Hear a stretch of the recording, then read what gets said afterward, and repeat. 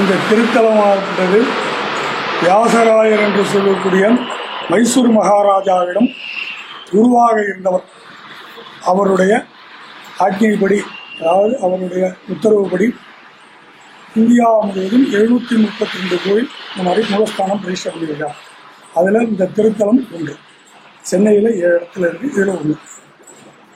இவருடைய முக்கியமாக சொல்லக்கூடியது என்ன கேட்டீங்கன்னா, வியாசராயர் பிரதிஷ்டை பண்ணதில் அவருடைய திருமுக மண்டலமாகப்பட்டது நேரடியாக பார்க்கும். வலது கையில் அபயகஸ்தம், இடது கையில் செண்பகாரண்ய பூ என்று சொல்லக்கூடிய 2 கையில் வச்சிருப்பார். மலையோ எதையோ அல்ல. இடுப்புல குத்துவாள் இருக்கும். அதனால இவருக்கு வீராஞ்சநேயர் பேர். மேற்கு முகமாக பெருமாள் சாதிப்பார். திருமணம் இடது காலை தூக்கி வலது காலை கீழே வந்து இலங்கைக்கு பொறுத்த சோளத்தில் இருக்கக்கூடியவர். இவருடைய சிவப்பு. திருத்தலத்தில் பிரார்த்தனை ஸ்தலம், திருக்கல்யாண பிரார்த்தனை ஸ்தலம் என்று அழைக்கப்படுகிறது.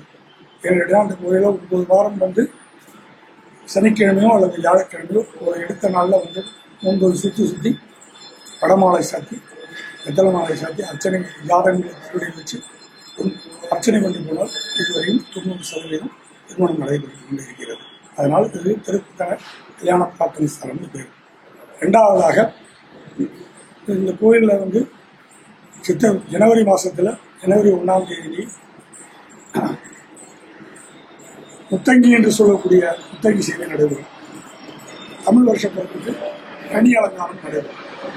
அடுத்தபடியாக புரட்டாசி மாதத்தில் 5 சனிக்கிழமை, முதல் சனிக்கிழமை வெத்தலமலை அலங்காரம், 2வது சனிக்கிழமை புஷ்ப அலங்காரம், 3வது சனிக்கிழமை பழ அலங்காரம், 4வது சனிக்கிழமை காய்கறி அலங்காரம், 5வது சனிக்கிழமை முத்தங்கி அலங்காரம்.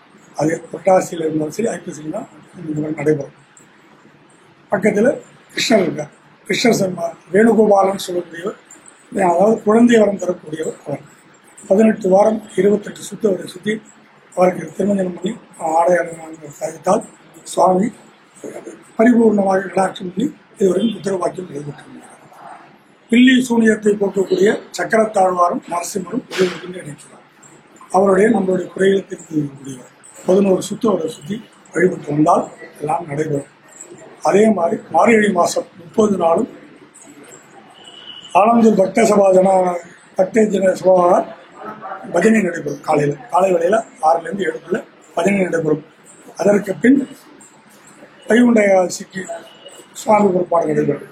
அந்த மாதத்தில் அனுமன் ஜெயந்தின்னு சொல்லக்கூடிய அவருடைய பிறந்தநாள் அமாவாசையும் மூலம் சேர்ந்தக்கூடிய நாளை அவருக்கு அனுமன் ஜெயந்தி திருவிழா நடைபெறும். சுவாமி இதே மாதிரி ஊர்வலம் பெற்று வருவார். ஒரு திருவிழா விஷத்தில் இருக்கிறார். ஸ்ரீராமநவமி அன்று சுவாமிக்கு முழுவதும் செந்தூர காப்பு வருஷத்துக்கு ஒரு நாள் நடைபெறும். இந்த கோயிலுடைய முக்கியமான விஷயங்கள் இதுதான். இது தற்சமயம் 14 வருஷங்களுக்கு பிறகு இந்து சமய அமைப்பையால் திருமதி வி ரமணி அவர்களுடைய மேம்பார்வையில் உலகத்தில் பக்த சபா ஞான சபாவினால் எல்லோரும் இணைந்து பொதுமக்களும் இணைந்து கும்பாபிஷேகம் கருணேற்று தினம் நடைபெற்றது. இந்த கோயில் கரெக்டா எந்த இடத்துல இருக்குங்க? மாங்குளம் என்று MKN ரோடு மாங்குளம் என்று சொல்லக்கூடிய இடத்துல இருக்கு. எப்படி வரணும்? இது நேரடியாக வேளாச்சேரியிலேருந்து வரும்பொழுது இண்டி ஸ்டாப்னு சொன்னால் இங்கே இறங்கலாம். மாங்குளம் ஸ்டாப்னு சொன்னால் இறங்கி வருவாங்க. இங்கே வெளியிலேருந்து வரும்போது ரேஸ் கோர்ஸ் வெளியே எடுத்து ரயில்வே ஸ்டேஷனுக்கு வாக்கபிள் டிஸ்டன்ஸ். ராமேதி ரமே ராமே மனோரமே சகசிரநாம தத்துல்யம் ராமநாம வரானனே. ஜெய் ஸ்ரீ வீர ஆஞ்சநேய சுவாமி பரிபூர்ணம் கடாட்ச சித்திரஸ்து சர்வானிஷ்ட சித்திரஸ்தும். இந்த திருத்தலமாகப்பட்டது சுமார் 600 ஆண்டுகளுக்கு முன்னால் வியாசராயர் என்று சொல்லக்கூடிய மகானால்